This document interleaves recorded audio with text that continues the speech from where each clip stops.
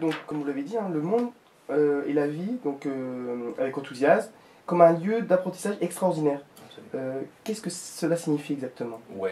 Alors, je pense vraiment profondément, comme je l'ai dit un peu avant, en fait, que peu importe les expériences, qu'elles soient en apparence négatives ou en apparence positives, bien, toutes ces expériences, justement, font partie de la vie, font partie de notre évolution et peuvent être un tremplin vers l'épanouissement. Il s'agit simplement, justement, de recadrer un peu, et même beaucoup de nos croyances, de percevoir le monde différemment. Nous avons parfois certaines choses en nous, des croyances, des croyances parfois négatives sur le monde, qui vont un peu faire en sorte que ces événements qui, en théorie, devraient être un peu un terreau propice à l'épanouissement, deviennent justement tout le contraire et nous font tendre vers la dépression. L'une de vos idées principales sur laquelle vous construisez votre livre est qu'il existe des similitudes entre tous les individus de la planète. Pourriez-vous expliciter cette idée? Absolument. Alors, bon, dans le cadre de mes études, donc en travail social au Canada, mais surtout et avant tout dans le cadre justement de mes expériences à l'étranger, j'ai observé que très souvent, on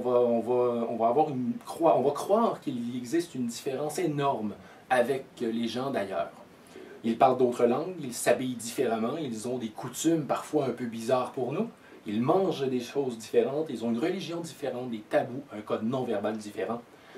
Alors on va très souvent, et c'est normal de le faire malheureusement, on va juger cette différence en pensant qu'ils sont complètement déconnectés de notre réalité. Quand on gratte un peu cette culture, quand on gratte un peu en dessous de cette première impression, il y a vraiment des similitudes absolument fascinantes. On a tous par exemple des besoins. Abraham Maslow en parlait dans sa fameuse pyramide des besoins.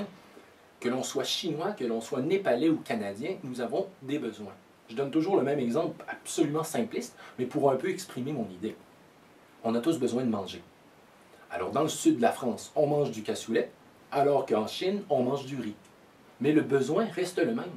Alors évidemment, il y a d'autres besoins, besoin d'aimer, d'être aimé, de se réaliser, besoin de sens, besoin de reconnaissance. Alors vraiment, j'ai observé que chacun, oui, est imprégné d'une culture, mais est également imprégné d'un aspect vraiment que je considère absolument universel, qui justement le pousse à évoluer, à changer, qui a envie de bien-être, qui tout simplement souhaite vivre dans un monde de paix, être aimé et être aimé, en fait. Votre livre s'intitule Changer. De quoi s'agit-il? C'est une grande question que souvent les gens, avant d'acheter mon livre, me posent. En fait, j'ai observé donc dans mes voyages et dans certaines expériences qu'il y a un élément central qui revient toujours à l'échelle d'une vie, peu importe que l'on soit népalais, mongol ou palestinien, c'est la notion de changement. Quand je dis changement, en fait, il y a deux types de changements. Il y a les changements que l'on souhaite, mais il y a aussi les changements que l'on subit. Quand je parle de changements que l'on subit, c'est un peu des expériences que la vie met sur notre route, en apparence, en fait même très souvent imprévisibles, imprévues, qui vont nous bouleverser. Et en nous bouleversant, justement, ça va générer énormément d'émotions auxquelles on va avoir parfois beaucoup de difficultés à réagir. Alors, moi, je considère qu'il y a des éléments vraiment, comme je le disais un peu auparavant, universels, tant au niveau de la psychologie que aussi de la spiritualité, qui peuvent justement faire de ces moments de transition un tremplin vers le bien-être. J'ai donc voulu dans ce livre, en fait, un peu aborder certains de ces mécanismes-là pour aider justement ces périodes de transition, quelles qu'elles soient, et peu importe notre origine et notre culture. Alors, est-ce que vous pourriez nous donner quelques exemples de périodes de changement dans la vie, Absolument. dans la vie des êtres humains? Absolument. Bon, l'adolescence évidemment est un exemple très criant de période de changement. Le passage à la vie adulte, aussi les changements de partenaire. On est dans une ère où on ne se marie plus pour toute la vie. Ou tant mieux si on le fait, mais bon, c'est pas nécessairement la réalité de tout le monde. Alors on change de partenaire, on change de travail, parfois il y a des changements de carrière, il y a la maladie, il y a aussi des pertes, des deuils, nos parents un jour ils nous quittent.